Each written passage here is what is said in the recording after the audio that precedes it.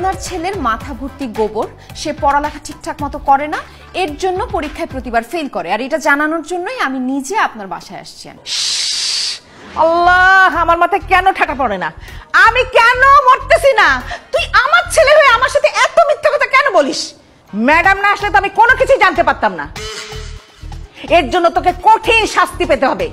আজকে থেকে তোর হাত খরচ, মোবাইল খরচ, বাইকের তেল খরচ, শপিং খরচ, এমনকি খাওয়া দাওয়া পর্যন্ত বন্ধ করে দিলাম আমি।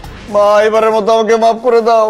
তুই যদি আমাকে এইসব খরচাপাতি না দাও তাহলে আমি চলবো কিভাবে? আমি তো না খেয়ে মরবো। ওকে মাফ করাটা কিন্তু একদম ঠিক হবে না। আপনি যা যা শাস্তি দিয়েছে সেটা বহাল রাখেন।